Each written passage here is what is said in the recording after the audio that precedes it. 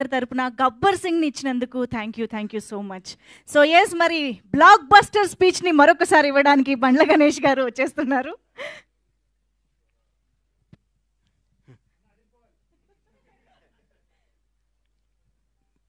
మొదటగా మీ జీవితాలు ఎలా ఉన్నా మీరు అతి సామాన్యమైన జీవితం గడుపుతూ కూడా మీ భార్య బిడ్డల కంటే సినిమా రంగాన్నే మక్కువ చేసుకొని సినిమా రంగమే మా అందరికీ వారధై సారథై మాలో ఎవరికి టాలెంట్ ఉన్నా దాన్ని జనానికి తెలియజేయడానికి కృషి చేస్తూ అహర్నిశలో పనిచేస్తున్న నా పాత్రికేయ మిత్రులందరికీ పాదాభివందనాలు. మీరు చేసే కళామ తల్లి సేవలో మీరు చేసే కష్టంలో మీరు ఫలితం పొంది చాలా తక్కువ, మీరు అనుభవిస్తుంది చాలా తక్కువ. మీ ద్వారా మీరు రాసిన మీ చేతి ద్వారా మీరు రాసి మీ పెన్ను ద్వారా కొన్ని జీవితాలు కొన్ని అద్భుతమైన స్థాయిలోకి తీసుకొచ్చిన మీ అందరికీ మీ రుణం తీర్చుకోలేంది. మీ అందరినీ ప్రతి ఒక్క తెలుగు ఇండస్ట్రీలో ఉన్న ప్రతి ఒక్క టెక్నీషియన్ కానీ ఆర్టిస్ట్ కానీ ప్రతి ఒక్క నిర్మాత కానీ మిమ్మల్ని హృదయాల్లో పెట్టుకొని చూసుకోవాలి. ఎందుకంటే మిమ్మల్ని ప్రేమించడం తప్ప మీకు మేము ఇచ్చి కొనలేము, మీ అభిమానాన్ని మేము పొందలేము, మీ ఆశీస్సులు తప్ప. మీ అందరికీ ఫస్ట్ ఉదయపూర్వక ధన్యవాదాలు తెలియజేస్తున్నాను. ఎందుకంటే దాదాపు 7 సంవత్సరాల తర్వాత సినిమా రంగం మీడియా ద్వారా రావడం జరిగింది. మీడియా రంగంలో నాకు ఎంతో సన్నిహితులు. నేను 32 ఏళ్ల కిందట వినాయకరావు గారు నాకు ఫస్ట్ ఇండస్ట్రీకి వచ్చిన పరిచయం. వినాయకరావు గారు, బాలరెడ్డి గారు, బిఏ రాజు గారు, మోహన్ గోటెడ్డి గారు, జగన్ గారు, ఎందరో, మన భాస్కర్ భట్ల నా స్నేహితుడు, గంగాధర శాస్త్రి గారు, అన్నీ రవి, రకరకాల మంది, ఎంతోమంది ప్రవాహం పోతూ ఉన్నారు, కొత్త వాళ్ళు వస్తున్నారు. కానీ మీకు అందే తక్కువ, మీరు పడే కష్టం ఎక్కువ. మీ విలువ తీర్చుకోలేంది, మీరు చేసే శ్రమకి వెలకట్టలేంది. మీ అందరికీ హృదయపూర్వక ధన్యవాదాలు. గబ్బర్ సింగ్. నా తల్లిదండ్రులు నాకు జన్మనిచ్చితే పవర్ స్టార్ పవన్ కళ్యాణ్ ఆయన నాకు బతుకునిచ్చాడు. పవన్ కళ్యాణ్ గారి గురించి ఎంత చెప్పుకున్నా నేను తక్కువే. నేను ఆర్థికంగా ఎంత స్థాయికి వెళ్ళినా కానీ పవన్ కళ్యాణ్ లేకపోతే నాకు ఈ క్రేజు ఈ పేరు ఉండేది కాదు. మామూలుగా చిన్న చిన్న వేషాలు వేస్తూ ఉండి అప్పటికి కూడా ఏ రోజు కూడా బండ్ల గణేష్కి క్యారెక్టర్ కావాలి, ఈ క్యారెక్టర్ బండ్ల గణేష్ అనే స్థాయికి నా జీవితంలో రావటం జరగలేదు. వేషాలు వేయటం జరుగుతూ ఉండేది, రకరకాలు ఉండేది. ఒకనొక టైంలో అప్పుడు అసిస్టెంట్గా ఉన్న మా blockbuster director Harish Shankar గారు కూడా నాకు ఒక చింతకాయల రవి అనే సినిమాలో నన్ను రికమెండ్ చేసి అమెరికా పంపించారు అప్పట్లో. అప్పటి నుంచి మా సన్నిహిత సంబంధాలు మాకుండేవి. నన్ను నిర్మాతం చేశారు పవన్ కళ్యాణ్ గారు. ఒకరోజు పిలిచి ఎందుకు అన్నాడు, కానీ నువ్వు సినిమాలు చేస్తావు, నేను నిర్మాత చేస్తాను. నేను షాక్ అయ్యి, నేను నమ్మలేదు. నన్ను నేను నమ్ముకోలేని పరిస్థితిలో కూడా నన్ను నిర్మాత చేస్తే చాలామంది ఆయన అభివృద్ధి కోరుకుని ఆయన సన్నిహితులు కూడా నువ్వేంటే గణేష్ సినిమా చేయటం అంటే కూడా నేను మాట ఇచ్చాను, మాట తప్పను అనేసి నన్ను నిర్మాతం చేసిన పవన్ కళ్యాణ్ గారికి ఈ సందర్భంగా ఇంకొకసారి పాదాభివందనాలు తెలియజేసుకుంటున్నాను. గబ్బర్ సింగ్ ఒక చరిత్ర. ఈరోజు మార్నింగ్ ఎక్కడో వాకింగ్ చేసి బయటకు వస్తుంటే, ఏందన్నా గబ్బర్ సింగ్ రిలీజు అంటున్నావు, టీవీలో వస్తుంది, గొడవ ఉంది, రెండో రిలీజ్కి ఎంత క్రేజ్ అయిందా అని అడిగాడు ఒక ఆయన. నేనన్నా, హిందువులకి భగవద్గీత, ముస్లింలకి ఖురాన్, క్రైస్తవులకి బైబిల్ ఎంత పవిత్రమైందో పవన్ కళ్యాణ్ అభిమానులకు కూడా గబ్బర్ సింగ్ ఎంత పవిత్రమైందిరా బాబు, అది అప్పుడు ఆ చిరస్థాయిగా గుండెల్లో ఉండిపోయేది అని చెప్పాను. దాని గురించి మనం ఏం చేయలేం. ఈ సినిమా అణువణువున ఏ బ్రహ్మ ముహూర్తాన భగవంతుడు ఈ ముహూర్తాన్ని క్లాప్ కొట్టించాడో కానీ ఏ బ్రహ్మ ముహూర్తం హరీష్ శంకర్ గురించి చెప్పాలి. హరీష్ శంకర్ అనేవాడు జీవితంలో కోపానికి పగకి తేడా ఉంటుంది. కోప్పడేవాడు ఎవడో హానికరదు. కోపం అనేది నీడపాము లాంటిది, అది కరిచిన ప్రమాదం లేదు. పగ అనేది నాగుపాము లాంటిది, కరిస్తే చచ్చిపోతాం. మేమందరం కోప్పడే బ్యాచ్ అది. మేము ఏదన్నా గబక్కన మాట్లాడుతుంటాం కానీ మేము ఏది మనసులో పెట్టుకోం. మాకు ఆ క్షణాన్ని ఆ పని అయిపోవాలి, ఆ క్షణం అది అయిపోవాలి. అంతేగాని మాకు కోపమో మాకు ఈగోనో మాకు మాట్లాడటం రాదని మీరు అనుకోవద్దు. మేము చాలా చిన్న స్థాయి నుంచి వచ్చిన వాళ్ళం కాబట్టి, చిన్న కుటుంబాల నుంచి వచ్చిన వాళ్ళం కాబట్టి, ఈ రంగుల ప్రపంచంలో మాకు స్థాయి వచ్చింది కాబట్టి, ఈ రంగుల దాంట్లో మాకు పేరు వచ్చింది కాబట్టి, దీన్ని నిలుపుకునే తాపత్రంలో మేము గబగబా మాట్లాడి కొన్ని తప్పులు చేస్తే దాన్ని మీరు మనసుకు తీసుకొని మమ్మల్ని హర్ట్ చేశాడు, మీ చేతిలో పెన్ననే ఆయుధంతో మా జీవితాన్ని మీద మచ్చరాయకూడదని మనస్ఫూర్తిగా మీకు కోరుకుంటూ, మీ ఆశీస్సులు ఉండాలని ఆశిస్తూ, మీ అందరి ఆశీస్సులతో మేము పైకి రావాలని ఇంకొకసారి కోరుకుంటున్నాం. ఈ గబ్బర్ సింగ్ అనే సినిమాని అణువణువున ప్రతి అడుగు, ప్రతి మాట, ప్రతి క్షణం, ప్రతి కష్టం హరీష్ శంకర్కే చెందుతుంది. హీరో గారితో అంతకుముందు నేను తీన్మార్ సినిమా తీశా. హీరో గారు ఎవరేం చెప్తే చేస్తాడు, పాపం నమ్మితే వదిలేస్తాడు. గబ్బర్ సింగ్ అనే చిత్రాన్ని హరీష్ శంకర్ ఏం చెప్తే చేద్దామని ఫస్ట్ డే నాతో చెప్పాడు. బాబు నేను షర్టు గుండీ లిపితే పోలీసు అడిగిపోతాడా అని అడిగాను నేను ఒకరోజు. నీకెందుకురా, నువ్వు దూరం కూర్చో అనేవాడు నన్ను. ఆయన ప్రతి ఒక్కటి అంత గొప్ప సినిమా. 12 సంవత్సరాల కెరీర్లో ఆ ప్రయాణంలో ఒక్కొక్కళ్ళు మల్లెపూలు ఇస్తే కొంత తల్లో పెట్టుకుంటారు, కొంత ఎక్కడో పెట్టుకుంటారు. హరీష్ శంకర్ని వాడుకునేవాడికి తెలుస్తుంది హరీష్ శంకర్ పవర్ ఏంటో. వాడుకునేవాడు ఎక్కడో పెట్టుకుంటే మనం ఏం చేస్తాం దానికి. ఇప్పుడు మల్లెపూలు ఉంటాయి, కొందరు తల్లో పెట్టుకుంటారు, కొందరు దేవుడి దగ్గర పెడతారు, కొందరు ఇంకెక్కడో పెడతారు. మా హరీష్ శంకర్ అనే ఒక డైమండ్ని ఎక్కడో పెడుతున్నారు. హరీష్ శంకర్ అనేవాడు నాకు వస్తే, హరీష్ శంకర్ అనేవాడు ఎక్కడితే ఆ పువ్వు అనేవాడిని ఎట్లా నేను చూపిస్తాను. నేను హరీష్ శంకర్ అనేవాడిని అద్భుతంగా ఒక సీసాలో, ఒక అద్భుతమైన సీసాలో సారా పోతే సారా సీసా అవుద్ది, పాలు పోతే పాలు సీసా, అమృతంతో అమృతం సీసా అవుద్ది. హరీష్ శంకర్ అనేవాడు సీసాలు అంటాడు. ఆ సీసాలో అద్భుతమైన సినిమా కథ చేసుకుంటే హరీష్ శంకర్ తెలుగు ఇండస్ట్రీలో రాబోయే 25 ఏళ్ళు డైరెక్టర్గా నంబర్ 1గా ఉంటాడు. నాకు తెలుసు హరీష్ శంకర్ అంటే ఏంటో, నాకు తెలుసు. పవన్ కళ్యాణ్ గారి గురించి ఏం చెప్పమంటారు, ఎందుకు చెప్పమంటారు, ఎన్నేం చెప్పమంటారు.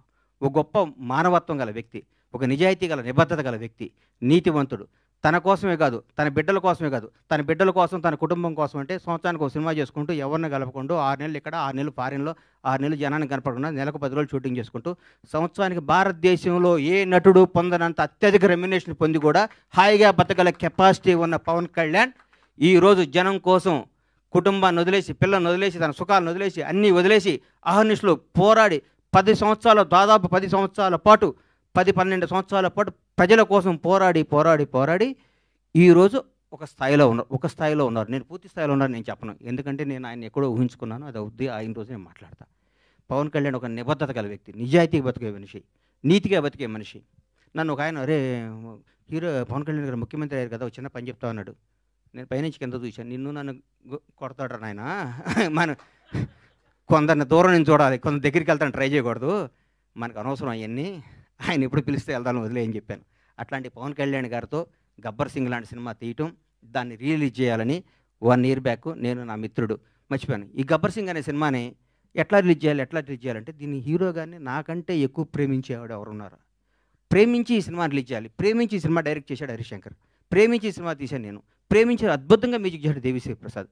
ప్రతి ఒక్కళ్ళు, రమేష్ రెడ్డి గారు కానీ, సతీష్ కానీ, ఆ కోడైరెక్టర్లు కానీ, మా బాబీ కానీ, రామారావు గారు కానీ, ప్రతి ఒక్కళ్ళు ఈ సినిమాకి, మా విజయ్ కానీ డైరెక్టర్ అయ్యాడు విజయ్ కానీ, ఒక్కళ్ళు కాదు, మా హనుమంతరావు గారు కానీ, మా సుబ్రహ్మణ్యం కానీ, మా అయ్యప్ప కానీ, మా ప్రొడక్షన్ కానీ, మా టీం, మా శ్రీనివాస్ గారు కానీ, ప్రతి ఒక్కళ్ళు ఈ సినిమా ఇది కొట్టాలి సార్, ఇది కొట్టాలి, ఇది పండగ. ప్రతిరోజు మా ఇంట్లో ప్రతి షూటింగ్ అంటే పండగ జరిగే షూటింగ్. ఈ షూటింగ్లో హీరో గారు గుర్రం నుంచి పడబోయాడు. ఎక్కడ మన అది ఎవరన్నది గుజరాత్లో. షాక్ అయిపోయాను నేను, కింద పడితే ప్రాణం పోయేది ఆ రోజు. పవన్ కళ్యాణ్ గారికి ప్రాణం పోయేది. మాకు తెలియదు ఆ గుర్రం మా మాట ఉంటుందని. డైరెక్టర్ ఉన్నాడు, నేనున్నాను, గుండె ఆగిపోయింది. ఆ రోజు పొరపాటున ఎన్ని ప్రమాదాలు తట్టుకున్నామండి ఈ సినిమాలో, ఎన్ని ప్రమాదాలు. ఎంత కష్టపడ్డాడండి హీరో గారు. డైరెక్టర్ ఏం చెప్తే చేయమన్నాడు, ఏం చెప్తే చేశాడు. జనం దీనికి బ్రహ్మరథం పట్టారు. పవన్ కళ్యాణ్ కడుపు నిండా ఒకే రోజు బిర్యానీ, చికెన్ బిర్యానీ, మటన్ బిర్యానీ అన్ని కలుపుకొని కడుపు నిండా నిద్రపోయిన ఈ సినిమాని ఈ విధంగా రిలీజ్ చేయటం నా అదృష్టం. మా సత్యనారాయణ గారికి, ఈ సత్యనారాయణ గారిని ఎందుకు ఎన్నుకున్నానంటే, జనసేన నాయకుడు ఆయన. పవన్ కళ్యాణ్ గారిని నాకంటే ఎక్కువ అభిమానించేవాడు, పవన్ కళ్యాణ్ గారిని నాకంటే ఎక్కువ ఉన్నత స్థాయిలో చూడాలని గొడవ కూడా చేసేవాడు. అట్లా టైం చేతిలో ఈ సినిమా పెడితే అద్భుతంగా ఉంటుంది. ఈ సినిమాని ప్రతి ఒక్కరూ ఈరోజు రిలీజ్ అయిందనే విధంగా చూసే విధంగా ఈరోజు ఇంత క్రేజ్ రావటం అంటే, గబ్బర్ సింగ్ రిలీజ్ అప్పుడు ఎన్ని ఫోన్లు వచ్చినా అన్ని ఫోన్లు వస్తాయి, నాకు టికెట్లు అని. నేను థియేటర్లకు ఫోన్ చేసిన టికెట్లు, సార్ ఇది సెకండ్ రిలీజ్ అని మేము ఆల్రెడీ అన్ని పెట్టేస్తే మొత్తం అయిపోయినాయి సార్, మాకే టికెట్లు లేవంటున్నారు వాళ్ళు. నేనేం చెప్పాలి, నాకు అర్థం కావట్లేదు. థియేటర్లు పెంచుతున్నాం, అద్భుతంగా చేస్తున్నాం. ఇది సినిమాని ఇంకొకళ్ళు రిలీజ్ చేయాలంటే కూడా గబ్బర్ సింగ్ అంత కలెక్షన్ రావాలని అనుకొని రిలీజ్ చేసే స్థాయిలో ఉంటుంది ఈ సినిమా రిలీజ్.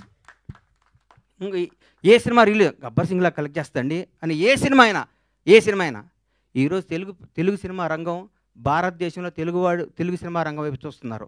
ఒకప్పుడు బాంబే అనేవాళ్ళు, తమిళనాడు, చెన్నై ఎట్లా అనేవాళ్ళు. ఈరోజు ఇండియన్ మొత్తం, ఒక రాజమౌళి, ఒక సుకుమార్, ఎంతోమంది, ఒక మన నాగశ్విన్, అద్భుతమైన డైరెక్టర్లు మన ఇక్కడి నుంచి వెళ్తున్న భారతదేశం మొత్తం తెలుగు వాడిని చూసి తెలుగు నిర్మాత, తెలుగు డైరెక్టర్, తెలుగు యాక్టర్ని గర్వంగా చూస్తున్న స్థాయికి వస్తే, ఈ రంగంలో నేను 7 సంవత్సరాల సినిమా తీయడం చాలా బాధ అనిపిస్తుంది.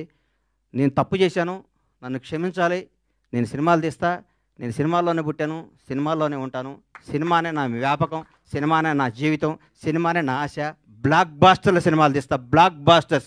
ఇండస్ట్రీ మొత్తం బండ్లా గణేష్ పరమేశ్వర ప్రొడక్షన్స్ అంటే ఏంటో మళ్ళీ చూపిస్తానికి అదే సంకల్పంతో బతుకుతానని మీ అందరు ఆశీస్సులు కావాలి, మీ అందరు అభిమానం కావాలి, మీ అందరు ప్రోత్సాహం కావాలి. ఎక్కడెక్కడ నేను చిన్న తప్పులు చేసినా నన్ను క్షమించి నన్ను రెక్టిఫై చేయాలి, కానీ దాని మీద రాయకూడదు మీరు. అది నా విన్నపం. ఎందుకంటే వీడు దొరికాడని రాస్తారు, అది నా విన్నపం.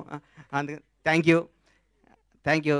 ఈ సినిమాను ఆదరించి మళ్ళీ ఈ సినిమాకు వచ్చే కలెక్షన్స్ బిత్తరపోయే విధంగా ఉండాలని మనస్ఫూర్తిగా కోరుకుంటూ, ముఖ్యంగా పవర్ స్టార్ అభిమానులకి మనందరికీ నేను చెప్తున్నా, ఇంతకుముందు పవర్ స్టార్ పవన్ కళ్యాణ్ గారు మనం ఏం చేసినా పవన్ కళ్యాణ్ అభిమాని ఎగిరినా న్యూసే, తగ్గిన న్యూసే. ఇప్పుడు నేను చెప్తున్నా, గౌరవ ఆంధ్రప్రదేశ్ రాష్ట్ర ఉప ముఖ్యమంత్రి, జనసేన నాయకుడు, ఈరోజు భారతదేశాన్ని పరిపాలిస్తున్న ప్రభుత్వంలో ఒక కీలక పాత్ర పోషిస్తున్న మహోన్నత వ్యక్తి. మనం థియేటర్లో చాలామంది థియేటర్లు ఎందుకు ఇవ్వట్లేదు అంటే, బాబోయ్ మీ పవన్ కళ్యాణ్ ఫ్యాన్స్ మా సీట్లు ఎరగొడతారంటున్నారు. మీ అందరికీ చెప్తున్నాం సార్, ఎగ్జిబిటర్స్ అందరికీ, మా పవన్ కళ్యాణ్ ఫ్యాన్స్ ఇంతకు ముందు కాదు, క్రమశిక్షణ గల వాళ్ళు. మీ సీట్లు ఎరగొట్టరు, ఆనందం తెలియజేసుకుంటారు, మీకు ఏ నష్టం చేయరు. దయచేసి మాకు థియేటర్లు ఇవ్వండి. దయచేసి చేతులెత్తి నమస్కరిస్తున్న ఎగ్జిబిటర్స్ అందరికీ థియేటర్స్ ఇవ్వండి. పవన్ కళ్యాణ్ ప్రతి ఒక్క అభిమాని సెప్టెంబర్ 2వ తారీఖు నాడు ఉదయాన్నే గుడికి వెళ్తాడు, 11 థియేటర్కి వెళ్తాడు. ఇది కన్ఫర్మ్. గుడికి వెళ్ళి పవన్ కళ్యాణ్ 100 ఏళ్ళు బతకాలనుకుంటారు, థియేటర్కి వచ్చి పవన్ కళ్యాణ్ ఉత్సవాలు చూసుకుంటారు. ఈ రెండింటిని మాత్రం మీరు మమ్మల్ని నిరుత్సాహపరచొద్దు. దయచేసి ఆంధ్రప్రదేశ్లో ఉన్న తెలుగు రాష్ట్రాల్లో ఉన్న ప్రతి ఎగ్జిబిటర్కి చేతులెత్తి నమస్కరిస్తే రిక్వెస్ట్ చేస్తున్నా, థియేటర్ మీ థియేటర్ పవన్ కళ్యాణ్ ఫ్యాన్స్ తరపున, పవన్ కళ్యాణ్ అభిమానుల తరపున, ఒక అభిమానిగా, పవన్ కళ్యాణ్ భక్తుడిగా నేను మీ అందరికీ మాటిస్తున్నాను. మా వాళ్ళు థియేటర్లు ఎరగొట్టరు, థియేటర్లు ఆగం చేయరు. పవన్ కళ్యాణ్ మనుషులు అండి మేము. మా బాస్ ఇలా ఆంధ్రప్రదేశ్ రాష్ట్ర ఉప ముఖ్యమంత్రి, జనసేన అధ్యక్షుడు, ఇంతకుముందు పవర్ స్టార్ కాదు. మేము మా దేవుడి కోసం మీకు ఏ హాని తలపెట్టాం, మేము అభిమానించుకుంటాం. ఈ గబ్బర్ సింగ్ సినిమా తీస్తే మాకు దైవ దర్శనం జరిగినట్టు కాబట్టి మా దైవ దర్శనానికి మీరు ఆటంకం కలిగించొద్దని రిక్వెస్ట్ చేస్తున్నాం. ఈరోజు ప్రతి ఒక్క కార్యకర్త, తెలుగుదేశం లేదు, బీజేపీ లేదు, ఆంధ్రప్రదేశ్లో ఉన్న జనసేన ప్రతి ఒక్కళ్ళు రోజు థియేటర్లో ఉంటా ఉంటున్నారు. మీరు థియేటర్లు ఇకపోతే ఎట్లా సార్? ఇవ్వండి, దయచేసి ఇవ్వండి, మమ్మల్ని ఎంకరేజ్ చేయండి. Thank you. Super sir, thank you so much. డెఫినెట్గా ఇప్పుడు అభిమానులందరూ కేవలం పవర్ స్టార్ పవన్ కళ్యాణ్ గారి ఫ్యాన్స్ మాత్రమే కాదు, deputy chief minister of Andhra Pradesh Pawan Kalyan